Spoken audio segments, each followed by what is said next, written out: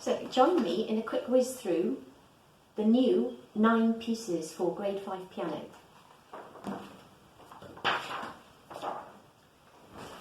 You start off with A1, which is by Burgmuller, called La Tarentelle.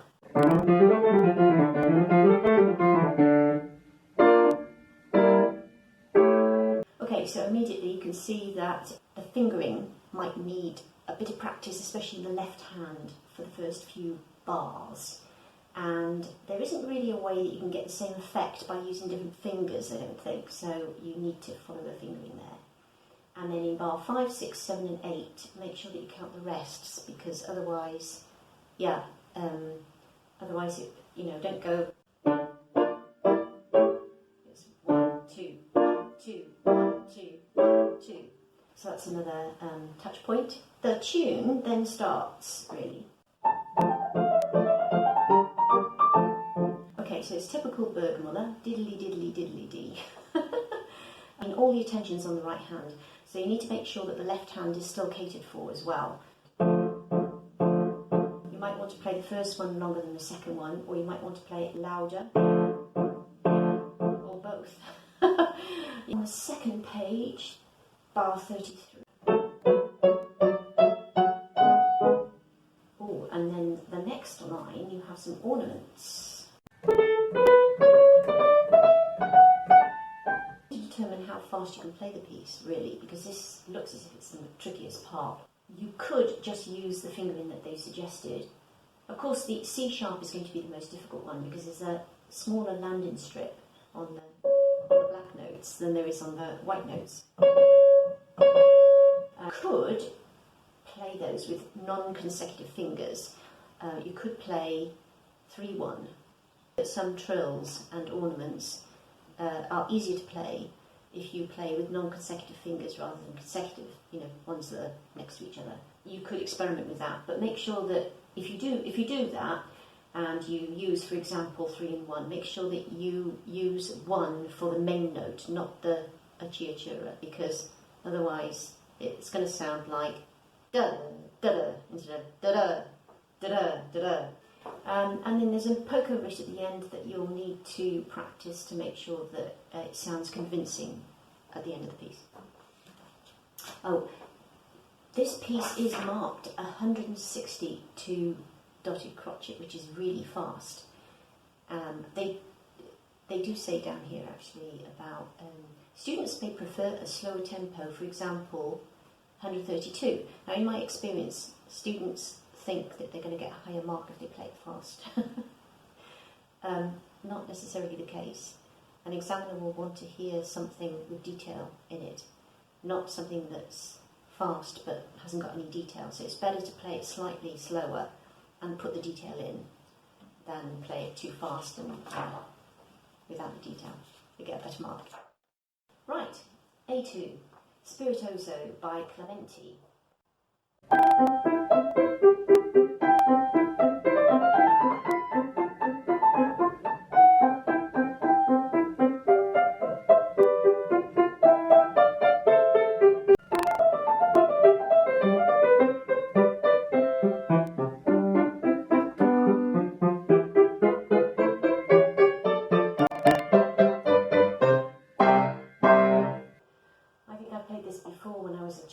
It's a very popular piece of music.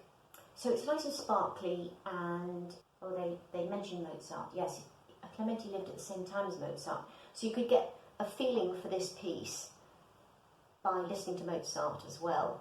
Maybe even watching a couple of extracts of his operas, maybe Marriage of Figaro or Magic Flute.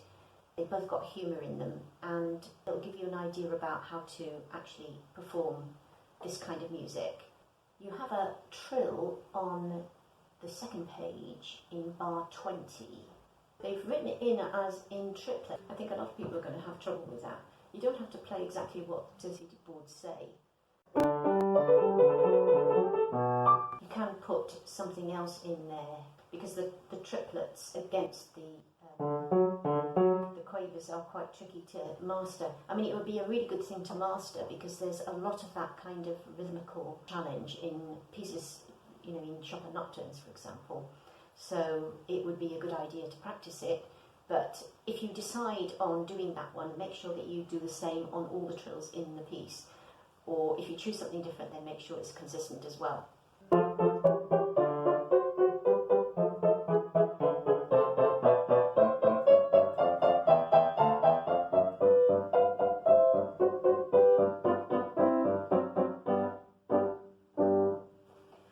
Okay, so that might need a little bit of practice. It's quite a long piece, it's 4 pages, but of course it looks long because of the printing as well, and there's quite a lot of writing on the first page at the bottom, so don't get put off by that. You will need to make sure that it sounds all sparkly and that you put in dynamics. Hooks Hornpipe. Now this is very different. It's in 12/8, so it's da-da-la, da-da-la, da-da-la, da-da-la.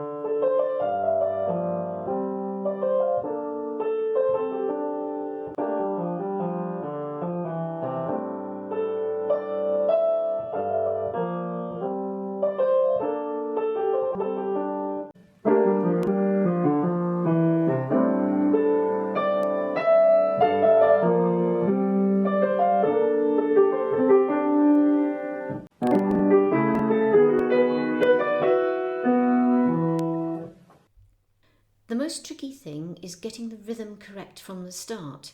It would be easy to learn it incorrectly and then have a hard time getting the correct rhythm stuck in your head. And also, of course, it needs to sound effortless with nice looping slurs. As it's modern, you might not have heard it beforehand, so probably a good idea to listen to it first. In the middle section, you could practice the pedal with the left hand and separately with the right hand.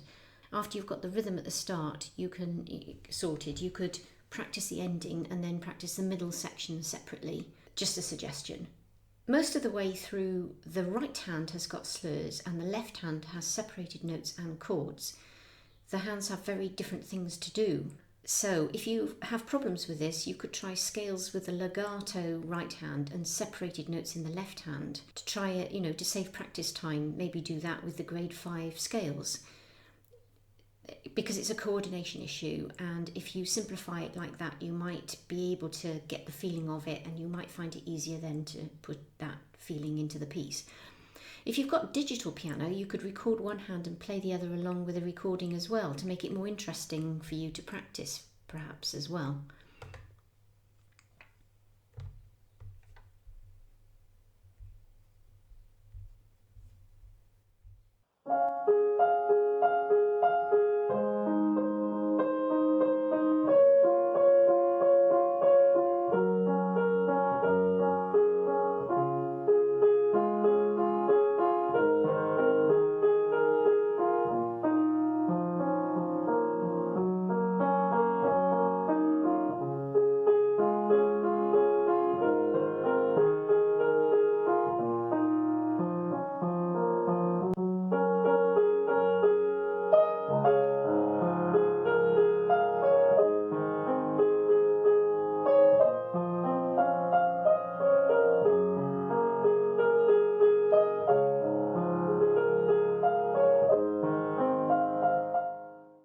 The downside of playing a pop song for an exam like this for Associated Board when it's written out is that you have no opportunities to improvise on it to make it sound more interesting. Most pop songs are quite simple tunes, and normally when you're performing them, professional musicians anyway, we embellish them in different ways. There are all kinds of things that you can do to embellish a pop song.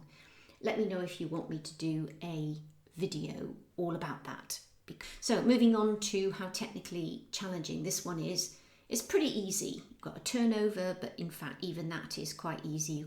It's not a difficult piece to play, it's just the balance between the right hand and the left hand that you'll have to tackle. I've got a video on that actually about how to sort that out if you have problems with it, but obviously you want to hear the tune, you don't want to hear the accompaniment too loud. So you have to get the balance right between the two hands, and when you're recording it, if you're going to do the digital exam, you have to make sure that the microphone's in the right place, otherwise it will pick up too much on the bass possibly, and that will stop it sounding as good as it could do.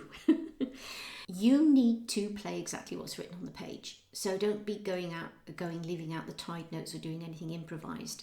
A good exercise might be to listen to the cover song and follow the piano part a little bit and see how it differs, because it may have some differences, and of course you have to be accurate in the exam. There are dangers involved in playing this kind of music for an exam, because you might have a different version in your head. You need to make sure that if you do have a different version in your head, that you recognise the difference between that one and the one that's on the page. The other challenge is that you need to be able to convey the emotion of the song in order to make it sound really emotional, and that's what you need really with a song like this. You could look at the lyrics and decide which sections of that song have different emotions and mark them up so that in the music you have, like for example, sorrow, frustration, anger. I mean, I'm just thinking of some adjectives now, but you could actually block off parts of the music and match them to the words in the song. You could write the words on the music page, of course, as well, but that would probably be too messy.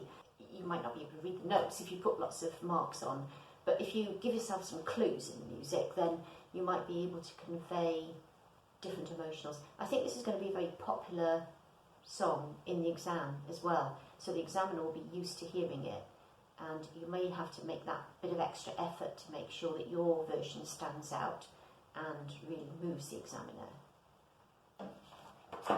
Okay, Foggy Blues, that is B2.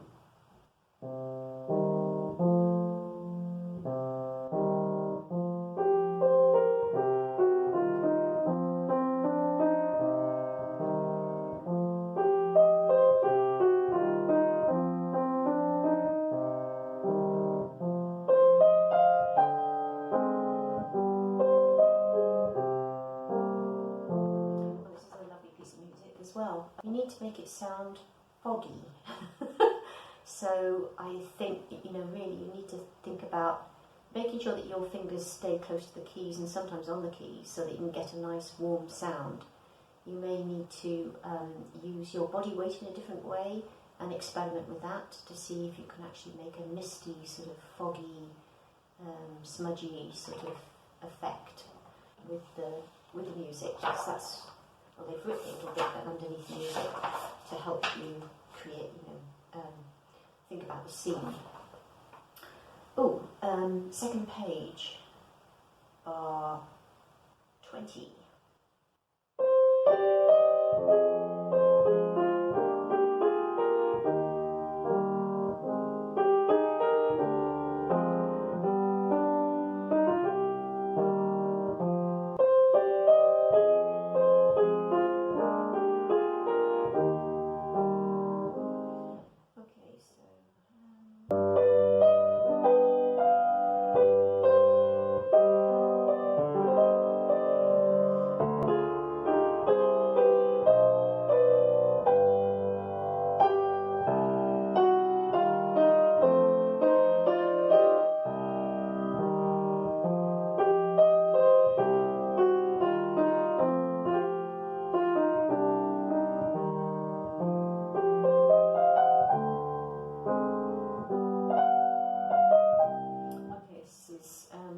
Atmospheric, so you need to think about how you're going to depict the scenes how you're going to convey the scenes that they suggest, and you will need to practice from bars 20 to 31 more than any of the rest of the piece, so make sure that you don't keep starting from the beginning when you practice. Make sure that you spend enough time on the middle section. B3, Waltz in B minor, so this is Schubert.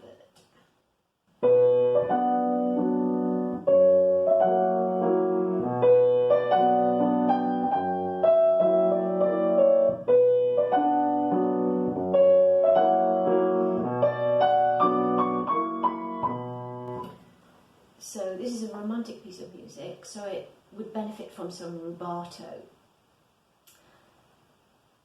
Basically from speeding up and slowing down to convey the emotion more, to convey a deeper sense of emotion. It's a lovely tune, and it's like a slow waltz.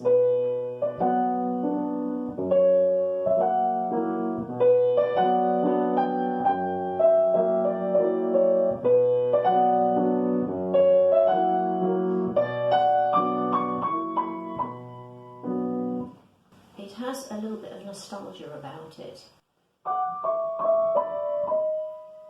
Schubert wrote a lot of songs, and you can hear that this is like a song. What you can do to decide how to shape the tune is to sing it. La la la la la la la la.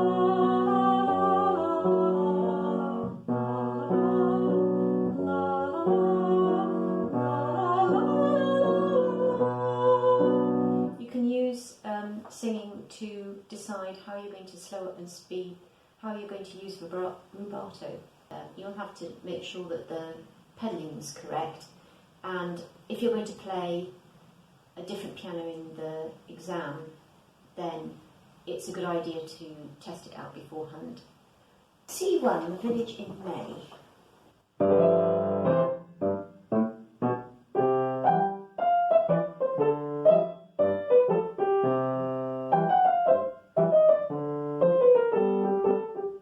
So you're playing in the left hand, you've got those two notes with the thumb.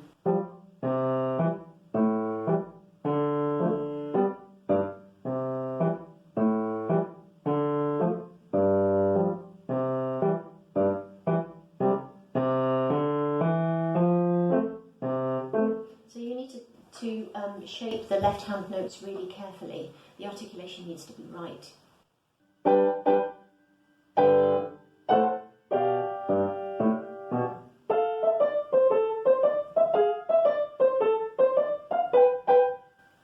It's not.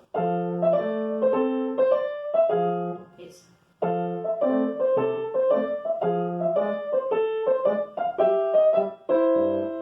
Okay, there are some fingering challenges in this, in the right hand especially. The left hand has to be. The left hand is absolutely crucial in creating the atmosphere.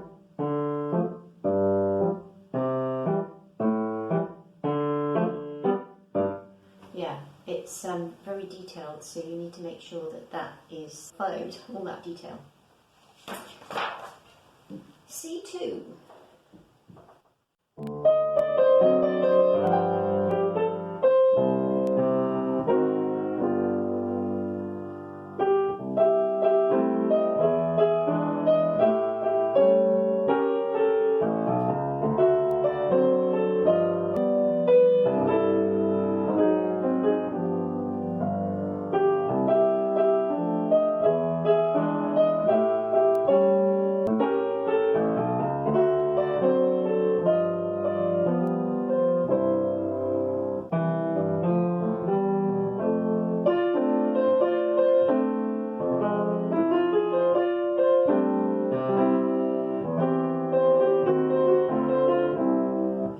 So, really great piece of music.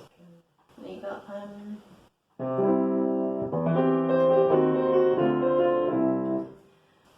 great piece to play. Lots of interesting chords. In terms of the shape of the piece, I always think that it's a good idea to identify the loudest places in a piece and the softest places so that you can actually structure your performances around that. And a piece of music always does sound better, I think, if you've got that kind of peak and you've got that softness as well. It makes it much more of a performance. So you can actually decide where the loudest part is. That's, I think, bar 17 and the beginning of 18. Oh, at the end as well. So, you might want to select one of those and make one slightly louder than the other. At the beginning, you've got MF. So, yeah, most of the time it's MF. There are some swells in the music. There are crescendos and diminuendos that you need to follow as well. I think it's really important to do that to add to the feel of the music. I don't think there's anything particularly difficult about the piece, about this piece. It's the chords really that you need to focus on. So you could practice it separate hands and in sections as well, of course. I think it's a good idea to listen to some jazz to give yourself the feeling, so that you can get that kind of laid back feeling to it. And probably best to stick to the tempo that they've given you, which is, laid back and relaxed. It's a really good piece. And then the last piece, which is La Pluie de l'Arc en Ciel. L'Arc en Ciel, for musique d'enfant. The Rain and the Rainbow. Okay, so it's Prokofief.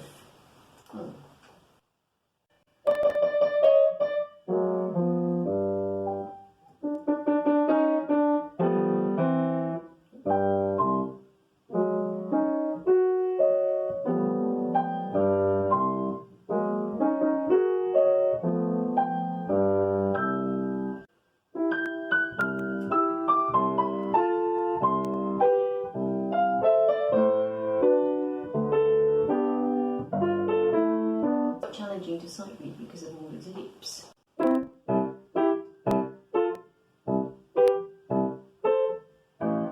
So I'd say the biggest technical issue of this piece is in fact the leaps in the left hand. On a very practical level, you will need to glance down from the music to see where your hand is going. You could actually practice this with your eyes shut,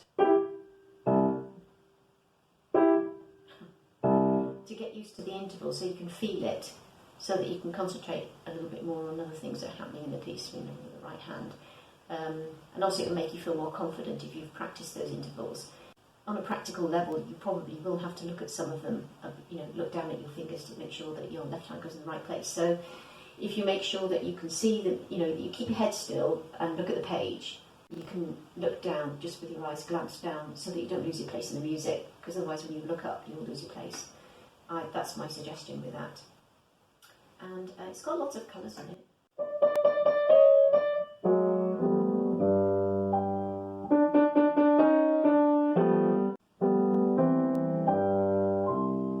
A really great piece actually, and it's quite short.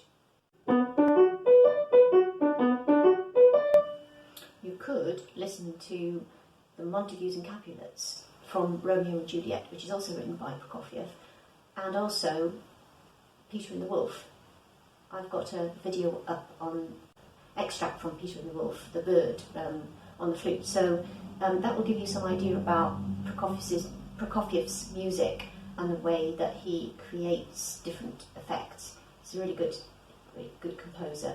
Listening to those pieces of music will help you interpret this piece as well. Fit a storyline to this piece of music. Obviously rainbows, rain, colours, and think about the calm and less calm effects, although I think you're going to have to make sure that you don't play, you're going to have to decide on the forte how loudly to play that. I'm not sure that a really loud forte is going to work in this piece. It's forte within a certain kind of range of dynamic. So it's the loudest part of the piece, obviously, but I don't think it's not a stormy piece, really, is it? It's got a gentleness about it. So a lot of the dynamics are on the softer side. So you have to think about controlling the dynamic and the feeling of the piece and the mood of the piece, and work out how to make it sound convincing. Colours of the piano. So it's like an exploration of colours of the piano. So what you could do is make a recording of yourself playing this, an audio, and listen back to it. See whether you think it sounds like rain and rainbows. Have a think about the colours. You could actually even match colours to different sections of the piece.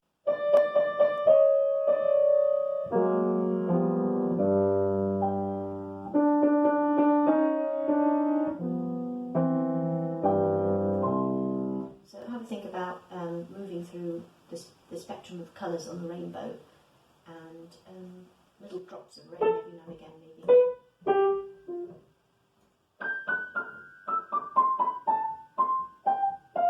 I think it's full of opportunities for creating your own interpretation of the music. So I hope that was helpful, and bye for now.